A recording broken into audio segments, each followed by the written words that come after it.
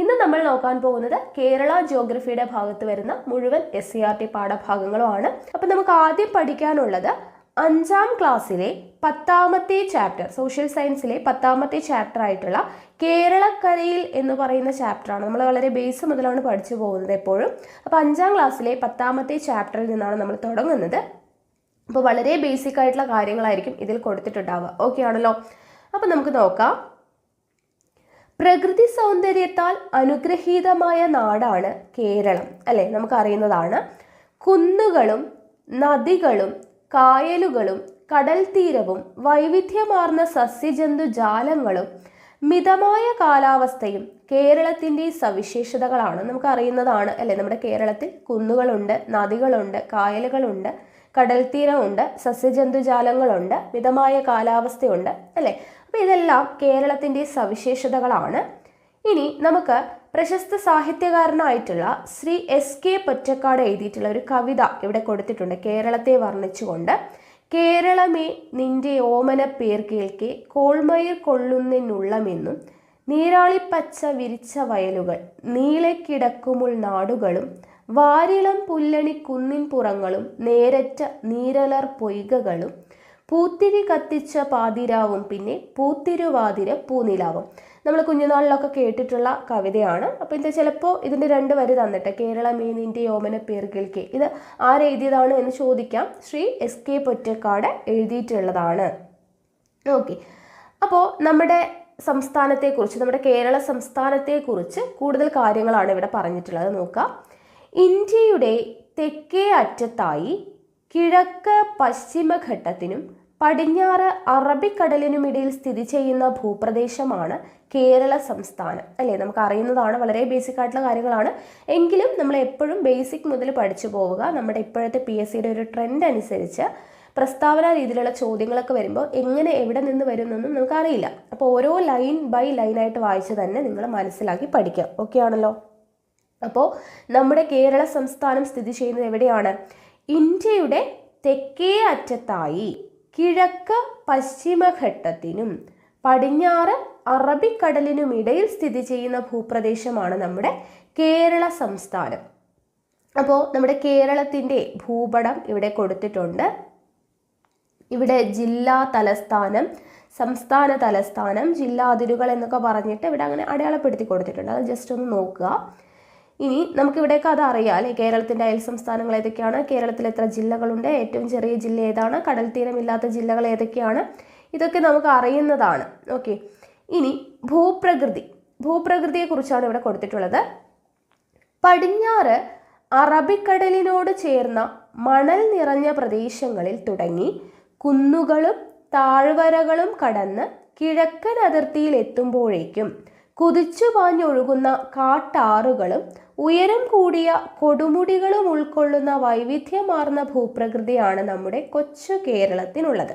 Okay, നോക്കുക. പടിഞ്ഞാറ് അറബിക്കടലിനോട് ചേർന്ന മണൽ നിറഞ്ഞ പ്രദേശങ്ങളിൽ തുടങ്ങി കുന്നുകളും താഴ്വരകളും കടന്ന് കിഴക്കൻ അതിർത്തിയിൽ എത്തുമ്പോഴേക്കും കുതിച്ചുപാഞ്ഞൊഴുകുന്ന കാട്ടാറുകളും ഉയരം കൂടിയ കൊടുമുടികളും ഉൾക്കൊള്ളുന്ന വൈവിധ്യമാർന്ന ഭൂപ്രകൃതിയാണ് ആർക്കുള്ളത്?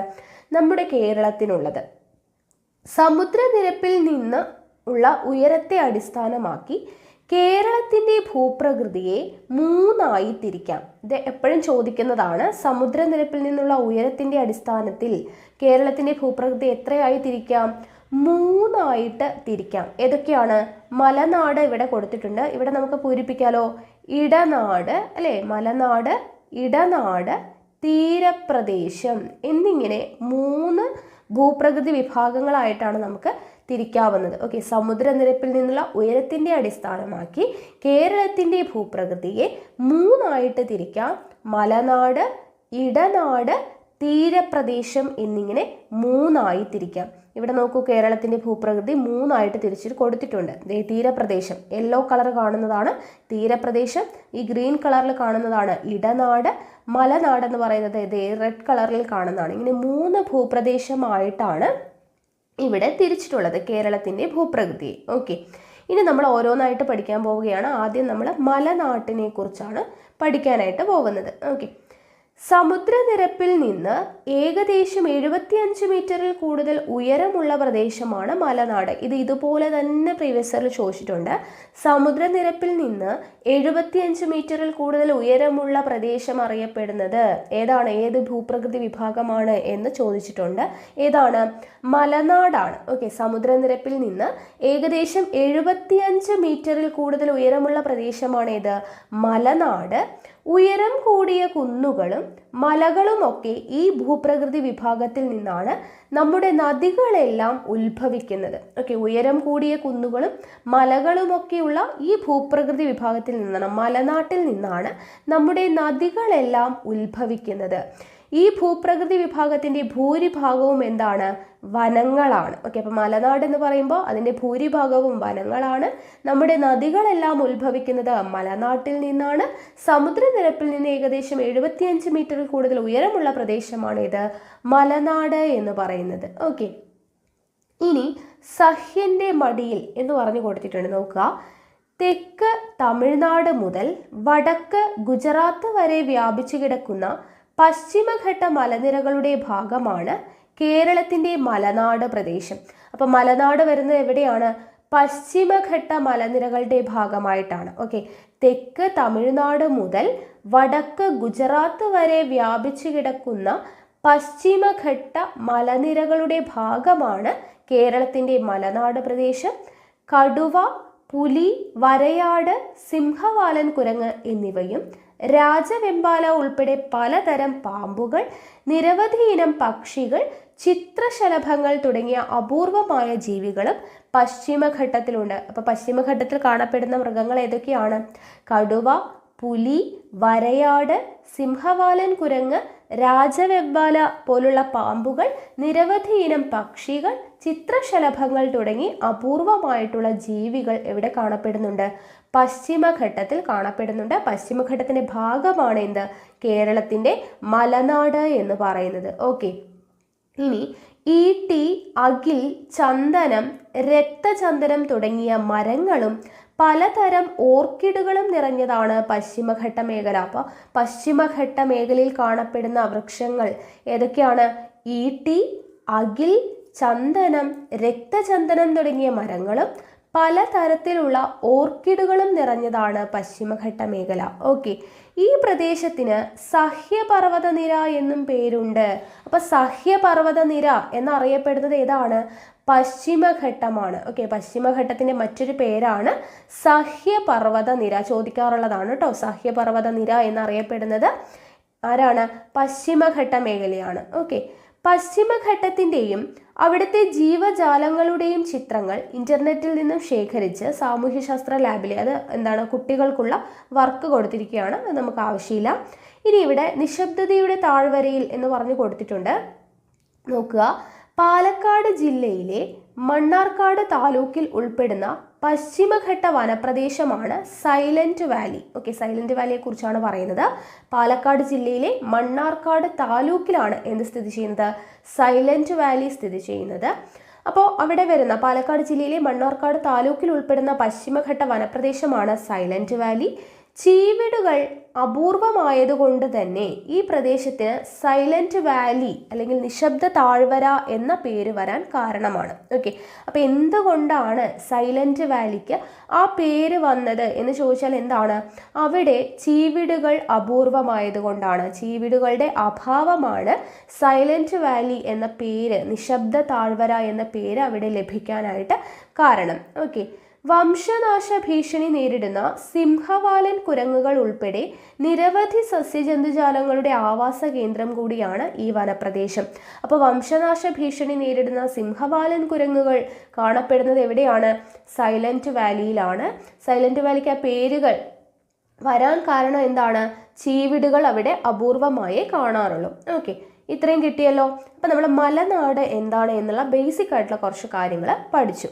ഇനി അടുത്തത് ഇടനാട്. ഇതിനെക്കുറിച്ചൊക്കെ കുറച്ചുകൂടി ഡീറ്റെയിൽഡ് ആയിട്ട് ഇനി നമ്മൾ അടുത്ത ചാപ്റ്റേഴ്സ് നോക്കുമ്പോൾ, വലിയ ക്ലാസ്സിൽ നോക്കുമ്പോൾ പഠിച്ചോളും. ഓക്കെ, അപ്പോൾ നോക്കുക, ഇടനാട് സമുദ്രനിരപ്പിൽ നിന്നും 7.5 മീറ്റർ മുതൽ 75 മീറ്റർ വരെ ഉയരമുള്ള ഭൂപ്രദേശങ്ങൾ ആണ് ഏത്? ഇടനാട്. ഓക്കെ, അപ്പോൾ നമ്മൾ മലനാട് പറഞ്ഞു 75 മീറ്ററിൽ കൂടുതലാണെന്ന് പറഞ്ഞു. ഇടനാട് എന്ന് പറയുമ്പോൾ സമുദ്രനിരപ്പിൽ നിന്നും 7.5 മീറ്റർ മുതൽ 75 മീറ്റർ വരെ ഉയരമുള്ള ഭൂപ്രദേശങ്ങളെയാണ് ഇടനാട് എന്ന് പറയുന്നത്. ചെറിയ കുന്നുകളും താഴ്വരകളും നദീതടങ്ങളും എല്ലാം ചേർന്നതാണ് ഇടനാട് മേഖല. ഓക്കെ, ചെറിയ കുന്നുകൾ, താഴ്വരകൾ, നദീതടങ്ങൾ മുതലായവ ചേർന്നതാണ് ഇടനാട്. ഇടനാടിൻ്റെ കിഴക്കും പടിഞ്ഞാറും അതിരായ ഭൂപ്രകൃതി വിഭാഗങ്ങൾ ഏതൊക്കെയാണെന്ന് ഭൂപടത്തിൽ നിന്ന് കണ്ടെത്തുക. ഭൂപടം നോക്കിക്കഴിഞ്ഞാൽ നമുക്കറിയാനായിട്ട് പറ്റും. ഇനി അടുത്തത് ഇടനാട് കഴിഞ്ഞാൽ തീരപ്രദേശം. ഓക്കെ, തീരപ്രദേശം എന്ന് പറയുമ്പോൾ എന്താണ്?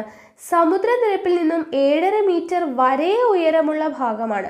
അപ്പോൾ തീരപ്രദേശം എന്ന് പറയുമ്പോൾ 7.5 മീറ്റർ വരെ, 7.5 മുതൽ 75 മീറ്റർ വരെ ഇടനാട്, 75 മീറ്ററിന് മുകളിൽ ആരാണ്? മലനാട്. ഓക്കെ, അപ്പോൾ സമുദ്രനിരപ്പിൽ നിന്നും 7.5 മീറ്റർ വരെ ഉയരമുള്ള ഭാഗമാണ് തീരപ്രദേശം എന്ന് പറയുന്നത്. പൊതുവെ മണൽ നിറഞ്ഞ ഭൂപ്രദേശമാണ് തീരപ്രദേശം. നമുക്കറിയാം അല്ലേ, മണൽ നിറഞ്ഞ പ്രദേശമാണ് തീരപ്രദേശം. അപ്പോൾ വളരെ ബേസിക് ആയിട്ടുള്ള കാര്യങ്ങളാണ് ഇവിടെ കൊടുത്തിട്ടുള്ളത്. ഇനി അടുത്തത് നമ്മൾ പഠിക്കുന്നത് കേരളത്തിൻ്റെ കാലാവസ്ഥയെക്കുറിച്ചാണ്. മിതമായ കാലാവസ്ഥയാണ് കേരളത്തിൽ നിലനിൽക്കുന്നത്. ഓക്കെ, മിതമായ കാലാവസ്ഥയാണ് നിലനിൽക്കുന്നത്. അതികഠിനമായ ചൂടോ തണുപ്പോ കേരളത്തിൽ അനുഭവപ്പെടാതിരിക്കാൻ പ്രധാന കാരണം എന്താണ്? കടലിൻ്റെ സാമീപ്യമാണ്. ഓക്കെ, മിതമായ കാലാവസ്ഥയാണ് കേരളത്തിൽ നിലനിൽക്കുന്നത്. അതികഠിനമായ ചൂടോ അല്ലെങ്കിൽ അതികഠിനമായ തണുപ്പോ കേരളത്തിൽ അനുഭവപ്പെടുന്നില്ല. കാരണം എന്താണ്? കടലിൻ്റെ സാമീപ്യമാണ്. തെക്കു പടിഞ്ഞാറൻ മൺസൂൺ കാലത്ത് കേരളത്തിൽ ഏറ്റവും കൂടുതൽ മഴ ലഭിക്കുന്നു. അപ്പോൾ കേരളത്തിൽ ലഭിക്കുന്ന മഴ, ഏറ്റവും കൂടുതൽ ലഭിക്കുന്ന മഴ ഏതാണ്? തെക്കു പടിഞ്ഞാറൻ മൺസൂൺ ആണ്. ഓക്കെ, കേരളത്തിൽ ഏറ്റവും കൂടുതൽ ലഭിക്കുന്ന മഴ ഏതാണ്? തെക്കു പടിഞ്ഞാറൻ മൺസൂൺ മഴയാണ്. ജൂൺ മാസത്തിൽ തുടങ്ങുന്ന ഈ മഴക്കാലം ഇടവപ്പാതി കാലവർഷം എന്നിങ്ങനെ അറിയപ്പെടുന്നു. അപ്പോൾ തെക്കു പടിഞ്ഞാറൻ മൺസൂൺ ആരംഭിക്കുന്ന മാസം ഏതാണ്? ജൂൺ മാസമാണ്.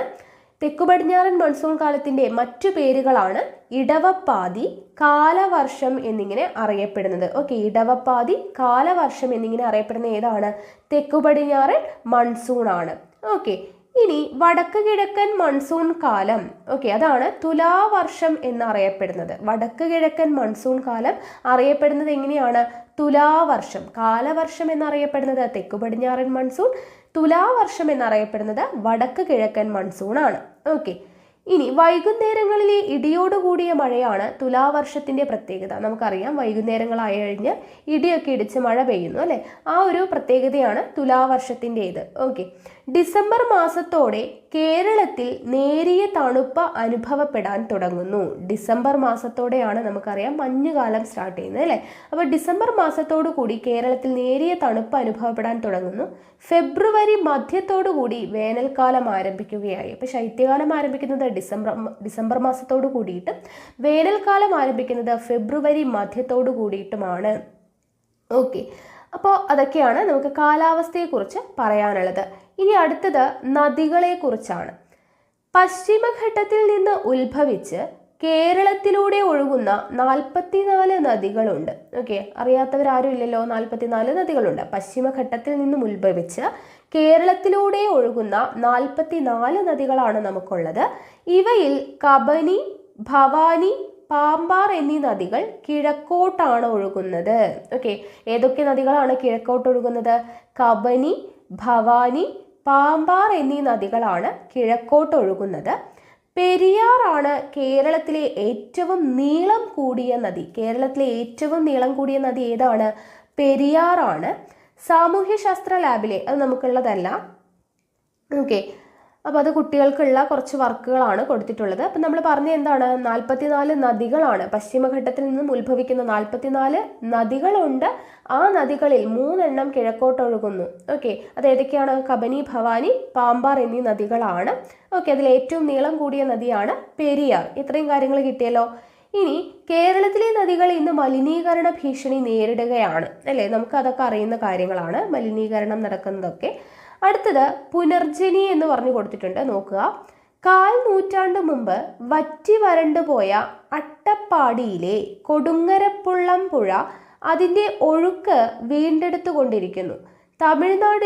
തമിഴ്നാട് അതിർത്തിയിലെ പെരുമാൾ മുടിയിൽ നിന്ന് ഉത്ഭവിച്ച് ഭവാനിപ്പുഴയിൽ എത്തിച്ചേരുന്ന പുഴയാണ് കൊടുങ്ങരപ്പള്ളം പുഴ. അപ്പോൾ കൊടുങ്ങരപ്പള്ളം പുഴ എന്ന് പറയുന്നത് എവിടെ നിന്നാണ് ഉത്ഭവിക്കുന്നത്?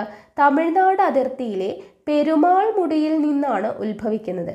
എന്നിട്ടോ ഭവാനിപ്പുഴയിലാണ് എത്തിച്ചേരുന്നത്. ഓക്കെ, ഓർത്തിരിക്കുക കേട്ടോ. തമിഴ്നാട് അതിർത്തിയിലെ പെരുമാൾമുടിയിൽ നിന്ന് ഉത്ഭവിക്കുന്ന കൊടുങ്ങരപ്പള്ളം പുഴ എവിടെയാണ് എത്തിച്ചേരുന്നത്? ഭവാനിപ്പുഴയിലാണ് എത്തിച്ചേരുന്നത്. വനനശീകരണമാണ് പുഴയുടെ നാശത്തിന് വഴിതെളിച്ചത്. മഴക്കുഴികൾ, തടയണകൾ എന്നിവയുടെ നിർമ്മാണം, കാട് വെച്ചു പിടിപ്പിക്കൽ തുടങ്ങിയ പ്രവർത്തനങ്ങൾ മൂലം പുഴ നീരൊഴുക്ക് വീണ്ടെടുത്ത് അട്ടപ്പാടി പ്രദേശത്തു കൂടി വീണ്ടും ഒഴുകിക്കൊണ്ടിരിക്കുന്നു. ഓക്കെ, അപ്പോൾ നീരൊഴുക്ക് വീണ്ടെടുക്കാനായിട്ട് എന്തൊക്കെയാണ് ചെയ്തത്?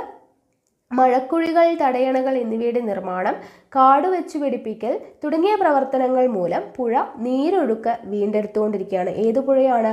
കൊടുങ്ങരപ്പള്ളം പുഴ തമിഴ്നാട് അതിർത്തിയിലെ പെരുമാൾമുടിയിൽ നിന്ന് ഉത്ഭവിക്കുന്നു. ഭവാനിപ്പുഴയിൽ നിന്നാണ് എത്തിച്ചേരുന്നത്. ഏതിലൂടെയാണ് ഒഴുകുന്നത്? അട്ടപ്പാടിയിലൂടെയാണ് ഒഴുകുന്നത്. ഓക്കെ, ഇത്രയും കാര്യങ്ങൾ ജസ്റ്റ് ഒന്ന് ഓർത്തിരിക്കുക. ഇനി അത് കഴിഞ്ഞു കഴിഞ്ഞാൽ കായലുകൾ, നദികൾ കഴിഞ്ഞു, കായലുകളെ കുറിച്ചാണ് പറയുന്നത്. കടലിനോട് ചേർന്ന് കാണപ്പെടുന്ന വലിയ ജലാശയങ്ങളാണ് എന്ത്?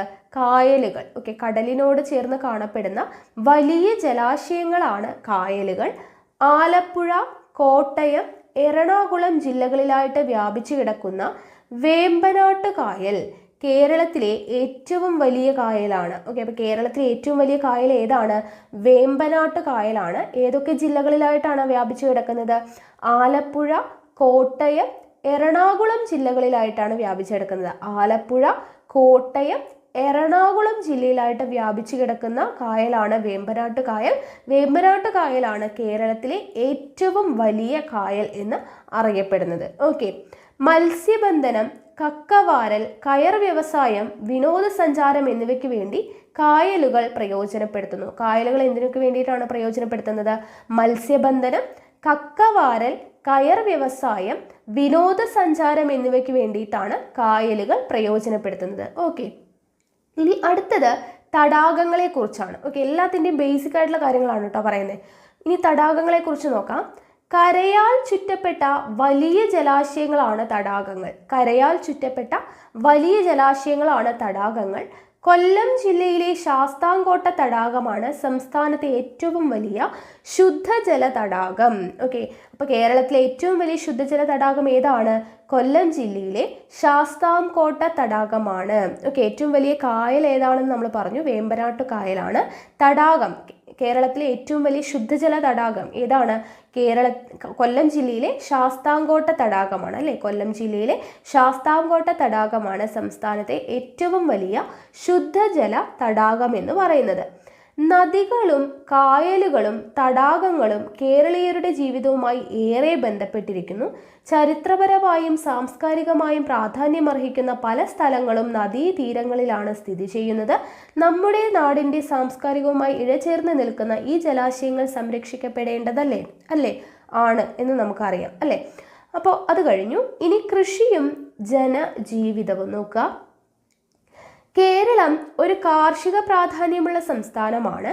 വളക്കൂറുള്ള മണ്ണും ധാരാളമായി ലഭിക്കുന്ന മഴയും കേരളത്തിൽ കൃഷിക്ക് അനുകൂലമായ സാഹചര്യം ഒരുക്കുന്നു അല്ലെ? വളക്കൂറുള്ള മണ്ണും ധാരാളമായി ലഭിക്കുന്ന മഴയും കേരളത്തിൽ കൃഷിക്ക് അനുകൂലമായിട്ടുള്ള സാഹചര്യം ഒരുക്കുന്നു. തീരപ്രദേശങ്ങളിൽ തെങ്ങ്, നെല്ല് തുടങ്ങിയ വിളകളാണ് മുഖ്യമായും കൃഷി ചെയ്യുന്നത്. തീരപ്രദേശങ്ങളിൽ മുഖ്യമായും കൃഷി ചെയ്യുന്നത് ഏതൊക്കെ വിളകളാണ്? തെങ്ങ്, നെല്ല് തുടങ്ങിയവയാണ് തീരപ്രദേശങ്ങളിൽ കൃഷി ചെയ്യുന്നത്. ഇവിടുത്തെ കായലുകൾ മത്സ്യകൃഷിക്ക് വ്യാപകമായി ഉപയോഗപ്പെടുത്തുന്നു. ഓക്കെ, കായലുകൾ മത്സ്യകൃഷിക്ക് വ്യാപകമായി ഉപയോഗപ്പെടുത്തുന്നു. എന്നാൽ ഇടനാട്ടിൽ എത്തുമ്പോഴേക്കും വൈവിധ്യമാർന്ന വിളകൾ കൃഷി ചെയ്യുന്നതായിട്ട് കാണാം. നെല്ല്, തെങ്ങ്, വാഴ, ചേന, ചേമ്പ് എന്നിവ കൂടാതെ കമുക്, റബ്ബർ, മരച്ചീനി, കാപ്പി, കുരുമുളക് തുടങ്ങിയ വിളകളും ഈ മേഖലയിലുണ്ട്. അപ്പോൾ തീരപ്രദേശങ്ങളിൽ കൃഷി ചെയ്യുന്നത് തെങ്ങും നെല്ലും മാത്രമാണ്. ഇടനാട്ടിൽ എന്തൊക്കെയാണ്? നെല്ല്, തെങ്ങ്, വാഴ, ചേന, ചേമ്പ് കൂടാതെ കമുക്, റബ്ബർ, മരച്ചീനി, കാപ്പി, കുരുമുളക് തുടങ്ങിയവയും കൃഷി ചെയ്യുന്നുണ്ട്. അപ്പോൾ അത് പഠിച്ചു വെക്കുക കേട്ടോ, ഏതൊക്കെ ഭാഗത്ത് ഏതൊക്കെയാണ് കൃഷി ചെയ്യുന്നതെന്ന്. ഇനി മലനാട്ടിലാണെങ്കിലോ, മലനാട്ടിൽ പൊതുവെ അനുഭവപ്പെടുന്ന തണുപ്പുള്ള കാലാവസ്ഥ തേയില, ഏലം, കുരുമുളക് എന്നീ വിളകൾക്ക് ഏറെ അനുയോജ്യമാണ്. ഓക്കെ, മലനാട്ടിൽ പൊതുവെ ഭൂരിഭാഗവും വനമാണ് എന്നൊക്കെ നമ്മൾ പഠിച്ചല്ലേ. അപ്പോൾ അവിടെ എന്താണ് ഒത്തിരി തണുപ്പുള്ളൊരു കാലാവസ്ഥയാണ് ഉണ്ടാവുക. അതുകൊണ്ട് തന്നെ തേയില, ഏലം, കുരുമുളക് എന്നീ വിളകളാണ് മലനാട്ടിൽ കൂടുതലായിട്ടും കൃഷി ചെയ്യുന്നത്. കേരളത്തിൻ്റെ ദേശീയോത്സവമായ ഓണം. അപ്പോൾ കേരളത്തിൻ്റെ ദേശീയോത്സവം ഏതാണ്? ഓണമാണ്. ചിങ്ങമാസത്തിലെ വിളവെടുപ്പുമായി ബന്ധപ്പെട്ടതാണെന്ന് നിങ്ങൾക്കറിയാമോ? അപ്പോൾ ചിങ്ങമാസത്തിലെ വിളവെടുപ്പുമായി ബന്ധപ്പെട്ട ആഘോഷം ഏതാണ്? ഓണമാണ്. കേരളത്തിൻ്റെ ദേശീയോത്സവം എന്നറിയപ്പെടുന്ന ഏതാണ്? അതും ഓണമാണ്. അല്ലെങ്കിൽ ഓണം, കേരളത്തിൻ്റെ ദേശീയോത്സവമായിട്ടുള്ള ഓണം ആഘോഷിക്കുന്ന മാസം ഏതാണ്? ചിങ്ങമാസമാണ്. ഓക്കെ, അത്രയും കിട്ടിയല്ലോ ആ ഭാഗത്ത് നിന്ന്. ഇനി വിഷുവിന് കാർഷിക ഫലങ്ങൾ കൊണ്ട് കണിയൊരുക്കുന്നതും 10-ാം ഉദയത്തിന് വിളയിറക്കുന്നതുമൊക്കെ കേരളീയ സംസ്കാരത്തിൽ കൃഷിയുടെ സ്ഥാനം വ്യക്തമാക്കുന്നു. അല്ലെ, വിഷുവിന് കാർഷിക ഫലങ്ങൾ കൊണ്ട് കണിയൊരുക്കുന്നതും 10-ാം ഉദയത്തിന് വിളയിറക്കുന്നതുമൊക്കെ കേരളീയ സംസ്കാരത്തിൽ കൃഷിയുടെ സ്ഥാനം വ്യക്തമാക്കുന്നു. ഇനി നോക്കുക, കൃഷിയുമായിട്ടുള്ള പഴഞ്ചൊല്ലുകൾ ശേഖരിക്കാനൊക്കെ പറഞ്ഞു കൊടുത്തിട്ടുണ്ട്. അതൊന്നും നമുക്ക് ആവശ്യമില്ല. വിട പറയുന്ന വിളവൈവിധ്യം. മലയാളികൾ ഇന്ന് വ്യാവസായിക പ്രാധാന്യമുള്ള റബ്ബർ തുടങ്ങിയ വിളകൾ പരമ്പരാഗത വിളകൾക്ക് പകരമായി കൃഷി ചെയ്യുകയാണ്. ഓക്കെ, കാർഷിക വിളകൾക്ക് പകരം വ്യാവസായിക പ്രാധാന്യമുള്ള റബ്ബർ പോലുള്ള വിളകൾ ഇപ്പോൾ കൂടുതലായിട്ട് മലയാളികൾ കൃഷി ചെയ്യാനായിട്ട് തുടങ്ങി. ഉയർന്ന വിദ്യാഭ്യാസം ലഭിക്കുന്നതോടുകൂടി യോഗ്യതയ്ക്കനുസരിച്ചുള്ള തൊഴിൽ തേടി പോകുന്നവരുടെ എണ്ണം കൂടുന്നു. ഇത് യുവാക്കളിൽ കൃഷിയോടുള്ള ആഭിമുഖ്യത്തിൽ കാര്യമായ മാറ്റം വരുത്തിയിട്ടുണ്ട്. കൂടാതെ പരമ്പരാഗത വിളകൾ കൃഷി ചെയ്യുന്നതിനുള്ള താല്പര്യക്കുറവും ഇന്ന് കേരളത്തിലെ ഒരു പ്രശ്നമായി മാറിയിട്ടുണ്ട്. ഇതിനൊരു മാറ്റം വരുത്തേണ്ടതല്ലേ? ആണല്ലോ, നമുക്കറിയാം അല്ലേ. ഇനി എൻ്റെ കൃഷിത്തോട്ടം നോക്കുക, എന്താണ് നമ്മുടെ വീട്ടിൻ്റെ പരിസരത്തും മുറ്റത്തും ഒക്കെ ആയിട്ട് നമുക്ക് ആവശ്യമായിട്ടുള്ള എന്താണ് കൃഷികളൊക്കെ ചെയ്യാം അല്ലേ. വീട്ടിലേക്ക് ആവശ്യമായിട്ടുള്ള പച്ചക്കറികൾ, നെല്ല്, ഇതെല്ലാം നമ്മൾ കൃഷി ചെയ്യുന്നത് നല്ലത് തന്നെയാണ്. ഇതുകൊണ്ടുള്ള മിച്ചങ്ങൾ എന്തൊക്കെയാണ്? നമുക്ക് വിഷമില്ലാത്ത പച്ചക്കറികൾ കിട്ടും അല്ലേ. അപ്പം അങ്ങനെയുള്ള കാര്യങ്ങളൊക്കെ നമുക്ക് അറിയുന്നതാണ്. ഇനി ഗതാഗതത്തെക്കുറിച്ച് നോക്കാം. കേരളത്തിൽ ഓരോ ഭൂപ്രകൃതി വിഭാഗത്തിനും അനുയോജ്യമായ ഗതാഗത മാർഗങ്ങളാണ് രൂപപ്പെടുത്തിയിട്ടുള്ളത്. ഓക്കെ, ഭൂപ്രകൃതി വിഭാഗത്തിനനുസരിച്ച് അനുയോജ്യമായിട്ടുള്ള ഗതാഗത മാർഗങ്ങളാണ് കേരളത്തിലുള്ളത്. കായലുകൾ, തടാകങ്ങൾ, നദീമുഖങ്ങൾ എന്നിവ നിറഞ്ഞ തീരപ്രദേശത്ത് ജലഗതാഗത മാർഗത്തിന് ഏറെ പ്രാധാന്യമുണ്ട്. അതങ്ങനെയല്ലേ? കായലുകൾ, തടാകങ്ങൾ, നദീമുഖങ്ങൾ എന്നിവ നിറഞ്ഞ തീരപ്രദേശത്ത് ഏത് ഗതാഗത മാർഗമായിരിക്കും? ജലഗതാഗത മാർഗത്തിന് ഏറെ പ്രാധാന്യമുണ്ട്. തിരുവനന്തപുരം മുതൽ ഹോസ്ദുർഗ് വരെ നീളുന്ന ജലപാത നമുക്കുണ്ട്. ഓക്കെ, തിരുവനന്തപുരം മുതൽ ഹോസ്ദുർഗ് വരെ നീളുന്ന ജലപാത നമുക്കുണ്ട്. മത്സ്യബന്ധനം, ഗതാഗതം, രാജ്യരക്ഷ തുടങ്ങിയവയ്ക്ക് പ്രയോജനപ്പെടുത്തുന്ന തുറമുഖങ്ങളും വികസിച്ചിട്ടുണ്ട്. മത്സ്യബന്ധനം, ഗതാഗതം, രാജ്യരക്ഷ തുടങ്ങിയവയ്ക്ക് പ്രയോജനപ്പെടുത്തുന്ന തുറമുഖങ്ങളും വികസിച്ചിട്ടുണ്ട്. കായലുകൾക്ക് പുറകെ പാലങ്ങൾ വന്നതോടുകൂടി തീരപ്രദേശത്തോടുകൂടി റെയിൽപാതകളും ദേശീയപാതകളും കേരളത്തിലുണ്ടായി. കായലുകൾക്ക് കുറുകെ പാലങ്ങൾ വന്നതോടുകൂടി എന്ത് വന്നു? തീരപ്രദേശത്ത് കൂടിയിട്ടും റെയിൽപാതകളും ദേശീയപാതകളും എല്ലാം കേരളത്തിൽ വന്നു. ഇടനാട്ടിലും മലനാട്ടിലും റോഡ് ഗതാഗതമാണ് കൂടുതലുള്ളത്. തീരപ്രദേശത്ത് ജലഗതാഗതവും ഇടനാട്ടിലും മലനാട്ടിലും റോഡ് ഗതാഗതമാണ് കൂടുതലുള്ളത്. പശ്ചിമഘട്ടത്തിലെ ചുരങ്ങൾ വഴി തമിഴ്നാട്ടിലേക്കും പശ്ചിമഘട്ടത്തിലെ ചുരങ്ങൾ വഴി തമിഴ്നാട്ടിലേക്കും കർണാടകത്തിലേക്കും ഈ പാതകൾ നീളുന്നു. തിരുവനന്തപുരം, കൊച്ചി, കോഴിക്കോട് എന്നീ അന്താരാഷ്ട്ര വിമാനത്താവളങ്ങളിൽ നിന്നും ഇന്ത്യയുടെ വിവിധ ഭാഗങ്ങളിലേക്കും നിരവധി വിദേശ രാജ്യങ്ങളിലേക്കും വിമാന സർവീസുകൾ ഉണ്ട് അല്ലെ. നമുക്കറിയാം തിരുവനന്തപുരം, കൊച്ചി, കോഴിക്കോട് എന്നീ അന്താരാഷ്ട്ര വിമാനത്താവളങ്ങളിൽ നിന്നും ഇന്ത്യയുടെ വിവിധ ഭാഗങ്ങളിലേക്കും നിരവധി വിദേശ രാജ്യങ്ങളിലേക്കും എന്തുണ്ട്? വിമാന സർവീസുകൾ ഉണ്ട്.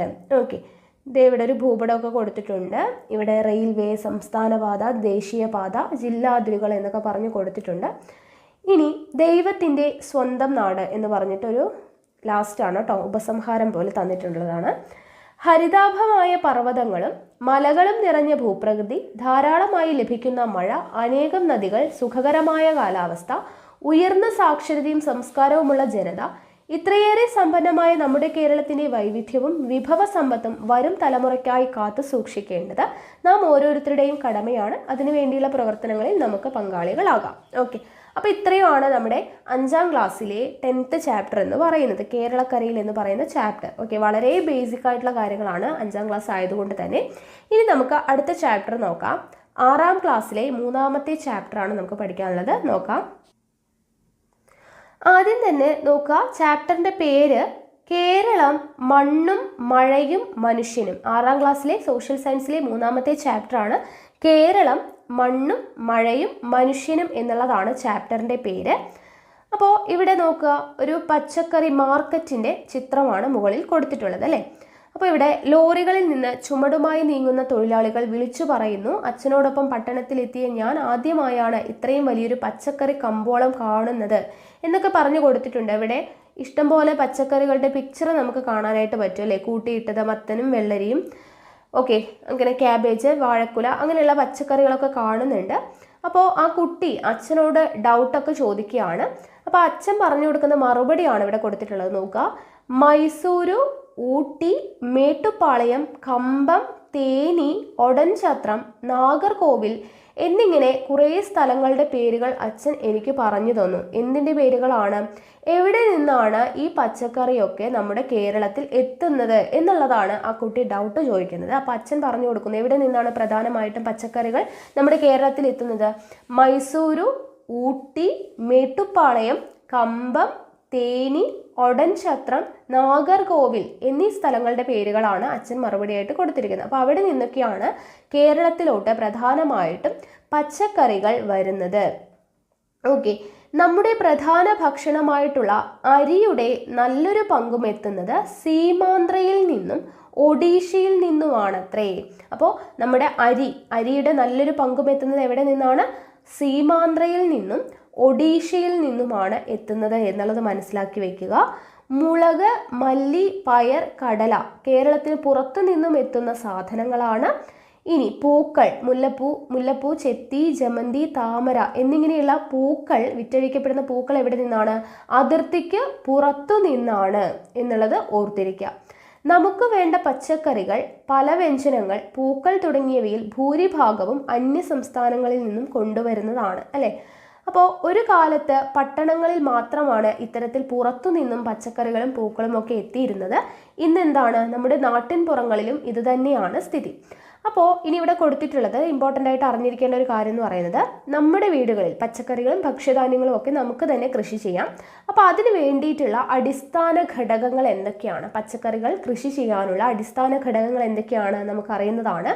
വളക്കൂറുള്ള മണ്ണ്, അനുയോജ്യമായ കാലാവസ്ഥ, ജലലഭ്യത, മനുഷ്യാധ്വാനം അല്ലെ. വളക്കൂറുള്ള മണ്ണ്, അനുയോജ്യമായ കാലാവസ്ഥ, ജലലഭ്യത, മനുഷ്യാധ്വാനം എന്നീ ഘടകങ്ങളാണ് ഇമ്പോർട്ടൻ്റ് ആയിട്ട് വേണ്ടത് അല്ലെ പച്ചക്കറികളൊക്കെ കൃഷി ചെയ്യാനായിട്ട്.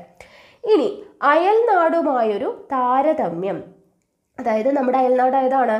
തമിഴ്നാട്. അപ്പോൾ കേരളവും തമിഴ്നാടും തമ്മിലുള്ള ഒരു താരതമ്യമാണ് തന്നിട്ടുള്ളത്. ഇവിടെ നോക്കുക, പ്രധാന മണ്ണിനങ്ങളും ജലലഭ്യതയും. ഓക്കെ, അത് കേരളത്തിലും തമിഴ്നാട്ടിലും എങ്ങനെയാണ് എന്നുള്ളതാണ് കൊടുത്തിട്ടുള്ളത്. നിങ്ങൾക്ക് കാണുന്നുണ്ട് ഇവിടെ ബ്ലാക്കിലായിട്ടാണ് കൊടുത്തിട്ടുള്ളത്. ഇവിടെ ആദ്യം തന്നിട്ടുള്ളത് കേരളത്തിലെയും പിന്നെ തമിഴ്നാട്ടിലെയാണ് തന്നിട്ടുള്ളത്. അപ്പോൾ കേരളത്തിൽ കാണപ്പെടുന്ന മണ്ണ് കൊടുത്തിട്ടുണ്ട്.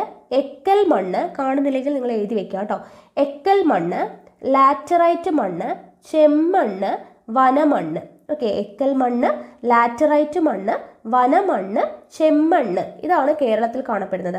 തമിഴ്നാട്ടിൽ ഏതൊക്കെയാണ്?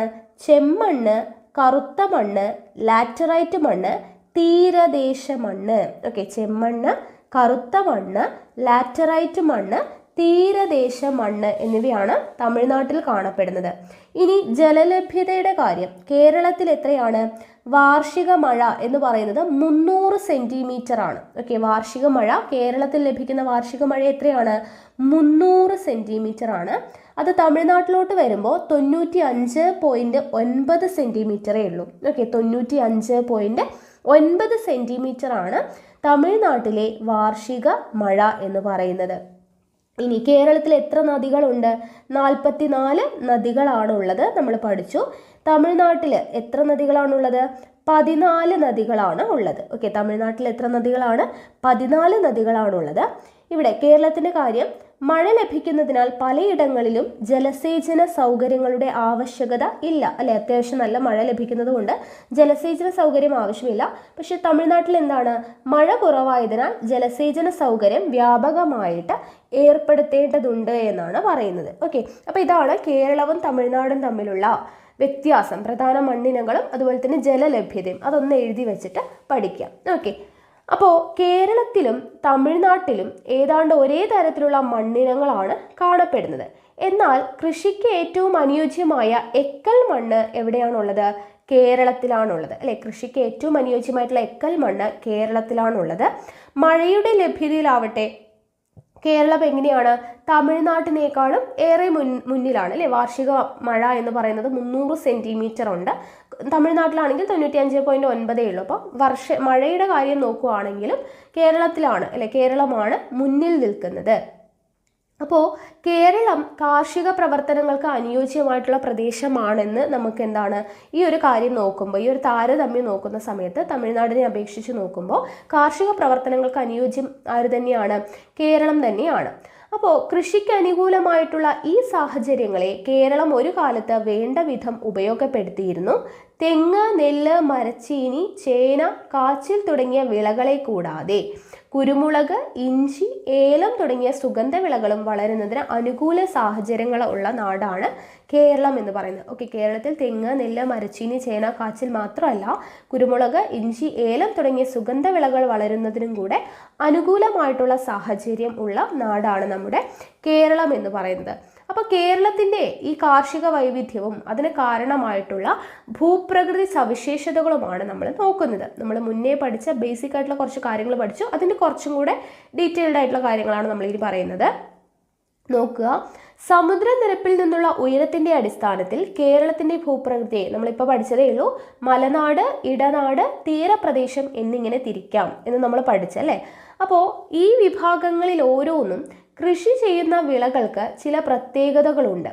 വൈവിധ്യമാർന്ന വിളകൾ കൃഷി ചെയ്യാൻ അനുയോജ്യമായ ഭൂപ്രകൃതിയാണ് നമ്മുടേത്. ഈ ചിത്രമൊക്കെ നമ്മൾ അവിടെ കണ്ടല്ലോ, അല്ലേ? യെല്ലോ കളറിൽ കാണുന്നത് തീരപ്രദേശം, ഇടയിൽ കാണുന്നത് ഗ്രീൻ കളറിൽ കാണുന്നത് ഇടനാട്, റെഡ് കളറിൽ കാണുന്നത് എന്താണ്? മലനാടാണ്.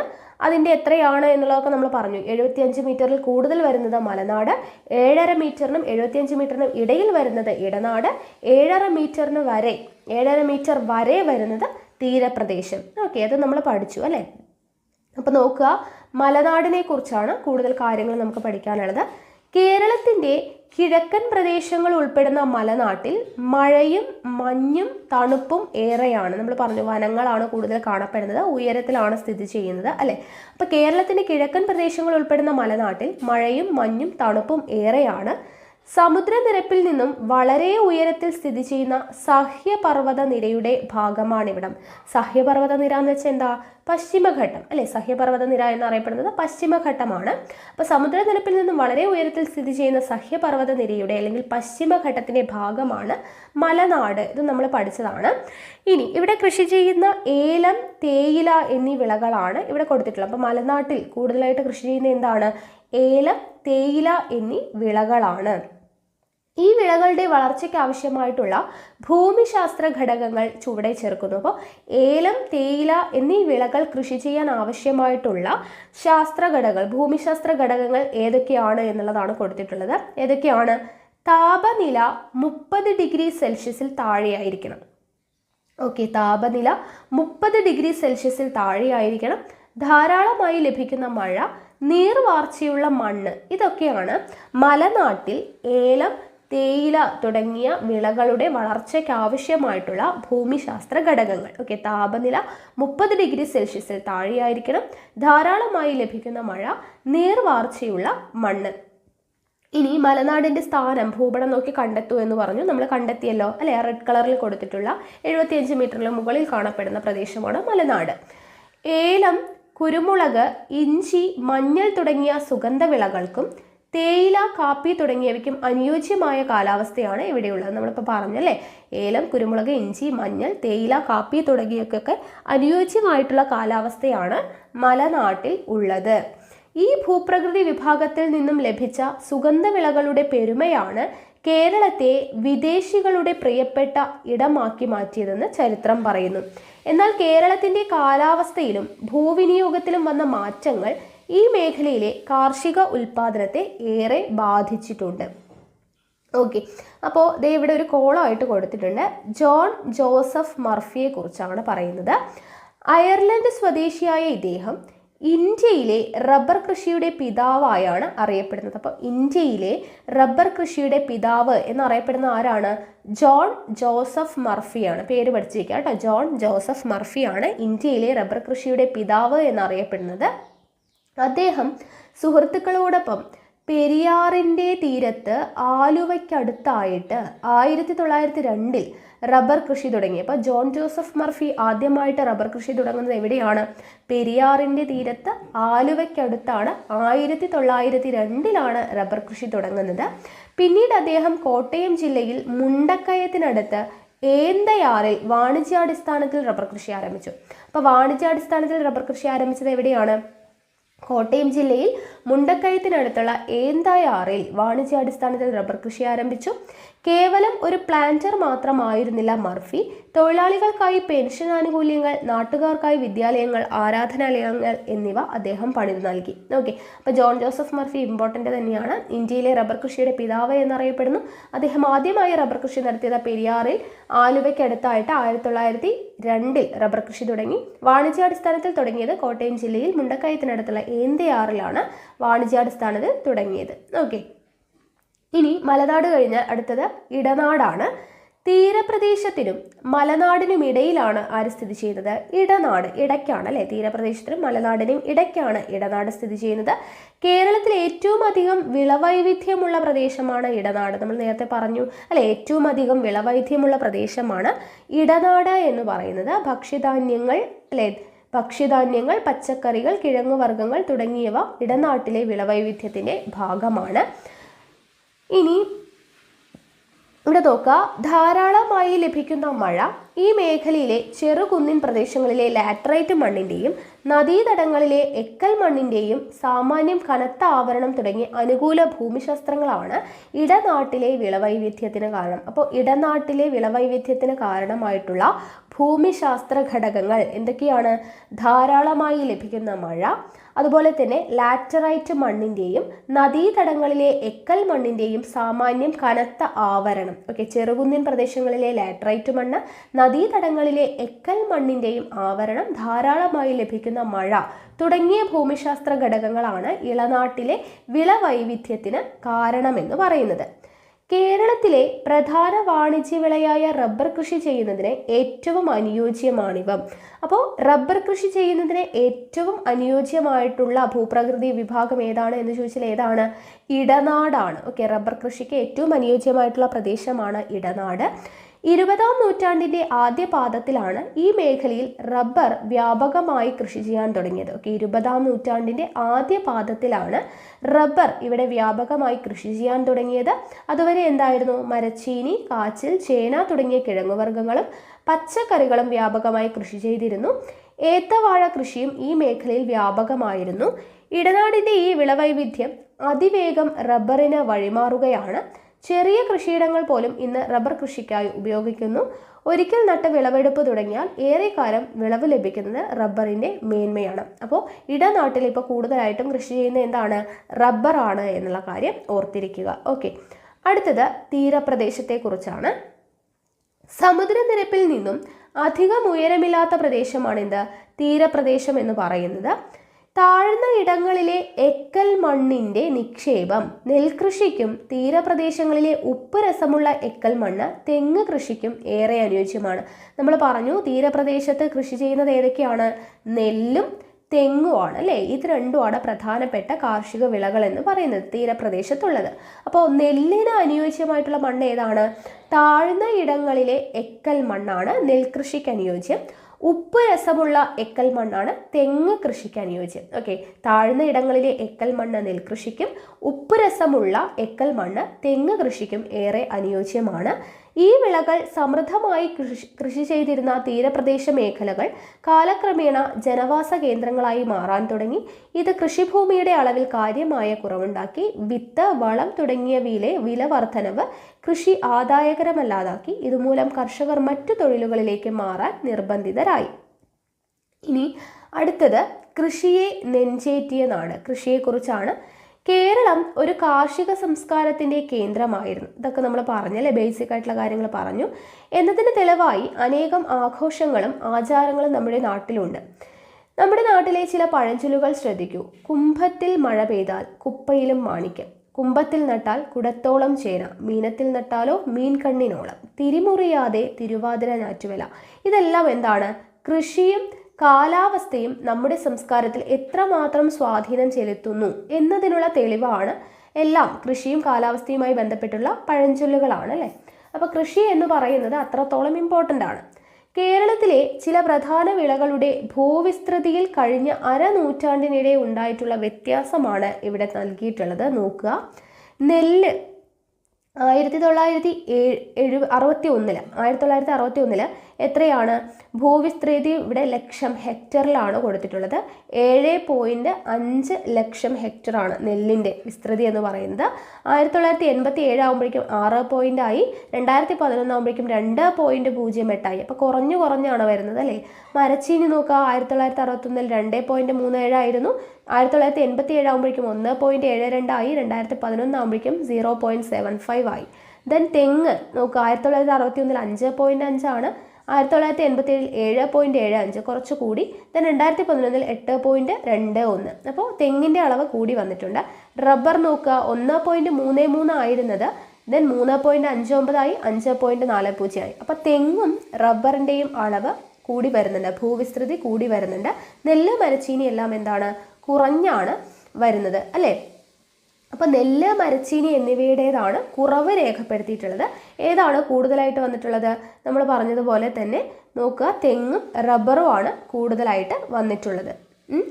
ഇനി നോക്കുക, സംസ്ഥാനത്തിൻ്റെ പൊതു ഭൂവിനിയോഗത്തിലും ഇക്കാലയളവിൽ വലിയ മാറ്റങ്ങൾ ഉണ്ടായിട്ടുണ്ടെങ്കിലും കുളങ്ങളും വയലുകളും മണ്ണിട്ട് നികത്തി മറ്റാവശ്യങ്ങൾക്കായി വിനിയോഗിക്കുന്നതും കുന്നിടിക്കുന്നതും കുന്നിൻ ചെരുവുകളിൽ അശാസ്ത്രീയമായി കൃഷി ചെയ്യുന്നതുമൊക്കെ ഇന്ന് കേരളത്തിൽ വ്യാപകമായിരിക്കുന്നു. ഓക്കെ, അപ്പോൾ അത് മനസ്സിലായല്ലോ. ഇനി മാറുന്ന ജീവിതചക്രം നോക്കുക. പാടത്തും പറമ്പിലുമൊക്കെ അധ്വാനിച്ചവരായിരുന്നു നമ്മുടെ പഴയ തലമുറ. നൂതന തൊഴിൽ മേഖലകൾ വന്നതോടുകൂടി പുതിയ തലമുറയ്ക്ക് കൃഷിയോടുള്ള താല്പര്യം കുറഞ്ഞു. കൃഷിയിൽ നിന്ന് ലഭിക്കുന്നതിനേക്കാൾ വരുമാനം മറ്റു മേഖലകളിൽ നിന്ന് ലഭിക്കുമെന്നതിനാൽ കൃഷി മെല്ലെ ഉപേക്ഷിക്കപ്പെട്ടു. പൊതുവെ കായികാധ്വാനം കൂടുതൽ വേണ്ട കാർഷിക പ്രവർത്തനങ്ങളിൽ നിന്ന് മലയാളി പതുക്കെ പിന്മാറാൻ തുടങ്ങി. ഇത് ജീവിത രീതിയിലും ആരോഗ്യ സുരക്ഷയിലും അനവധി മാറ്റങ്ങൾക്കിടയാക്കി. ജീവിതശൈലിയിലുണ്ടായ മാറ്റങ്ങളാണ് പുതുതലമുറ രോഗങ്ങളായിട്ടുള്ള രക്തസമ്മർദ്ദം, ഹൃദ്രോഗം, പ്രമേഹം എന്നിവയ്ക്ക് മുഖ്യ കാരണമത്രേ. ജീവിതശൈലി രോഗങ്ങൾ എന്നാണ് ഇവയ്ക്ക് പൊതുവായിട്ട് പറയുന്നത്. അപ്പോൾ നമ്മുടെ ജീവിതശൈലിയിൽ ഉണ്ടാകുന്ന മാറ്റങ്ങൾ കാരണം ഉണ്ടാകുന്ന രോഗങ്ങളാണ് ജീവിതശൈലി രോഗങ്ങൾ.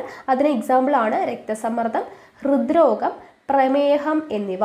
ഓക്കെ, ഗ്രാമീണ ജീവിതത്തിൽ നിന്ന് നഗര കേന്ദ്രീകൃതമായിട്ടുള്ള ജീവിത രീതിയിലേക്ക് മാറിയ മലയാളി ഇന്ന് അഭിമുഖീകരിക്കുന്ന ഒരു പ്രധാന പ്രശ്നമാണ് മാലിന്യ സംസ്കരണം. ഗ്രാമങ്ങളിൽ നിന്ന് പോലും മാലിന്യ സംസ്കരണ സംവിധാനങ്ങൾ അപര്യാപ്തമാണ്. വീട്ടിലെ മാലിന്യങ്ങൾ അവിടെ തന്നെ സംസ്കരിച്ച് ജൈവവളം എടുക്കാനും പച്ചക്കറിത്തോട്ടങ്ങളിലും കൃഷിയിടങ്ങളിലും ഉപയോഗിക്കാനുമുള്ള പുതിയ പദ്ധതികൾ ആവിഷ്കരിക്കാതെ ഇനി നമുക്ക് മുന്നോട്ട് പോവാനാവില്ല. മാലിന്യം ദുർഗന്ധം വമിക്കാതെ സംസ്കരിക്കാൻ ഇന്ന് നിരവധി മാർഗങ്ങൾ പ്രചാരത്തിലുണ്ട്. വീട്ടിലെ മാലിന്യങ്ങളിൽ അഴുകിപ്പോകുന്നയിടത്ത് ഉപയോഗിച്ച് മണ്ണിര കമ്പോസ്റ്റ് തയ്യാറാക്കാം. ഈ വിദ്യ അടുത്തുള്ള കൃഷിഭവനിൽ അന്വേഷിച്ചറിയാം. അപ്പോൾ ജസ്റ്റ് എങ്ങനെയാണ് മാലിന്യ സംസ്കരണം എന്നുള്ളതാണ് പറയുന്നത്. ജൈവ മാലിന്യങ്ങൾ ഉപയോഗിച്ച് ബയോഗ്യാസ് നിർമ്മിക്കുകയാണ് മറ്റൊന്ന്. അപ്പോൾ മാലിന്യ സംസ്കരണത്തിനുള്ള 2 വഴികളാണ് അവിടെ പറഞ്ഞിരിക്കുന്നത്. ഒന്ന് മണ്ണിര കമ്പോസ്റ്റും, 2 ബയോഗ്യാസ് നിർമ്മിക്കുക എന്നുള്ളത്. ഓക്കെ, ജസ്റ്റ് ഒന്ന് വായിച്ചു നോക്കി നമുക്ക് അറിയാൻ പറ്റുന്നതേ ഉള്ളൂ. ഇനി നമുക്ക് തേടാൻ ബദലുകൾ നോക്കുക.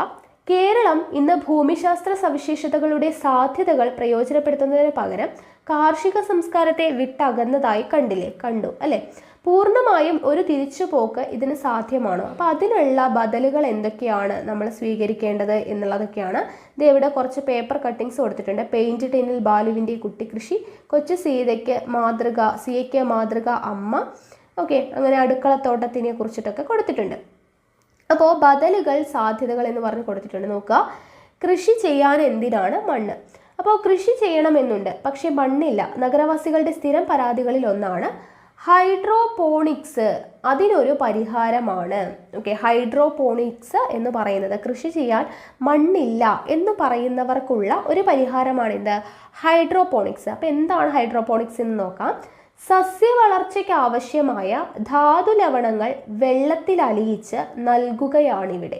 ഓക്കെ, സസ്യ വളർച്ചയ്ക്ക് ആവശ്യമായിട്ടുള്ള ധാതു ലവണങ്ങൾ വെള്ളത്തിൽ അലിയിച്ച് നൽകുകയാണിവിടെ. വേരുകൾക്ക് എന്താണ്? പടരാൻ തൊണ്ട്, ചരൽ തുടങ്ങിയ വസ്തുക്കൾ നൽകാവുന്നതാണ്. വളരെ കുറച്ച് സ്ഥലമുള്ളവർക്ക് പോലും വീട്ടിൽ പച്ചക്കറിത്തോട്ടം ഉണ്ടാക്കാൻ സഹായകമാണ് vertical net farming. Okay, vertical net farming അതെന്താണ്?